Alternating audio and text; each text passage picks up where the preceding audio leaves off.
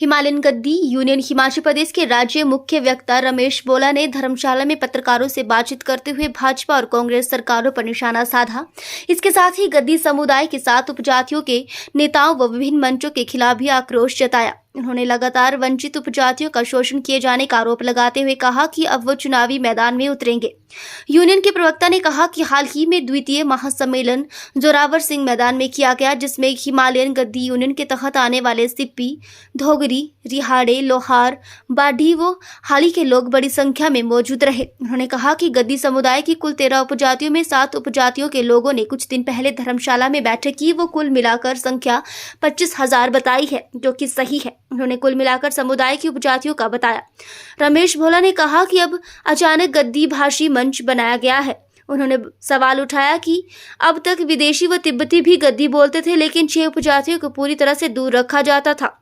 लेकिन चुनावों के समय वंचित उपजातियों को अपने साथ मिलाकर चलने की बात कहते हैं। मुख्य वक्ता ने कहा कि वंचित उपजातियों को धर्मशाला में ही 18,000 के करीब वोटर हैं। ऐसे में अब उन्होंने गद्दी समुदाय की गद्दी शब्द वाली उपजातियों से आह्वान किया है कि वो अपने जोड़ने की बात कही है, तो उन्हें चाहिए कि गद्दी समुदाय की वंचित उपजातियों में से कोई व्यक्ति आगे आता है तो उनका भी साथ दे। उन्होंने कहा कि गद्दी समुदाय ने सांसद, मंत्री व विधायक बनाया है, लेकिन वंचित उपजातियों को हमेशा वंचित रखा गया है।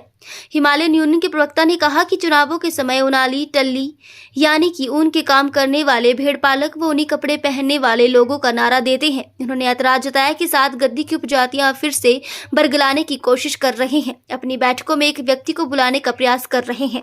उन्होंने कहा कि उनकी गद्दी शब्द से वंचित उपजातियों को नहीं छोड़ा जाता है तो आने वाले समय में 2027 में 5 विधानसभा क्षेत्रों में उम्मीदवार में उतारेंगे।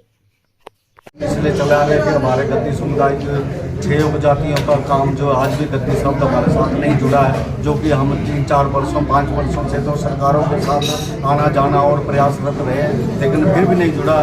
पिछली अभी वर्तमान सरकार के हमारे मुख्यमंत्री ठाकुर सुखविंदर सुक्खू जी ने तो पिछले साल एक हाई लेवल कमेटी भी, जो कि HAS लेवल के 3 अधिकारियों को भेजा गया था, वो अपना बैजनाथ विधानसभा क्षेत्र से लेकर और चंबा, डलहौजी और भरमौर विधानसभा क्षेत्र तक भी उन्होंने फाइंड आउट की है।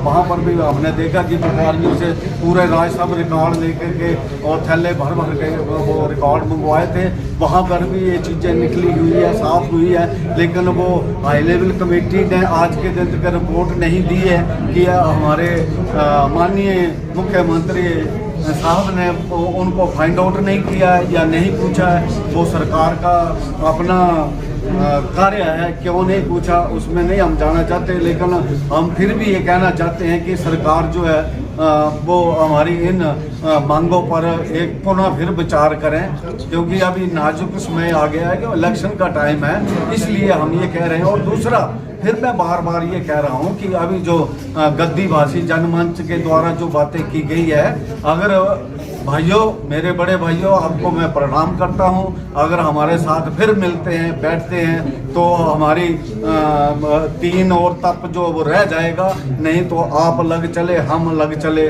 तो हो सकता है कि तीसरा आदमी को फायदा उठा जाएगा।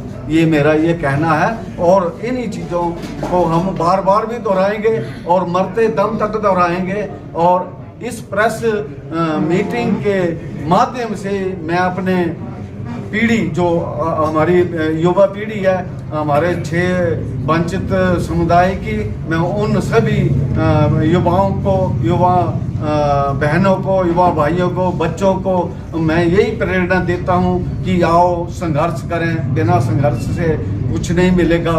और इस समय विधानसभा धर्मशाला का भी चुनाव है और लोकसभा कांगड़ा चंबा का भी चुनाव है, तो मैं वर्तमान सरकार से भी ये कह रहा हूँ कि कहीं ना कहीं गौर फरमाएं और कहीं ना कहीं अपने संख्या बढ़ाएं। मैं इतनी सी बात कहना चाह रहा हूँ।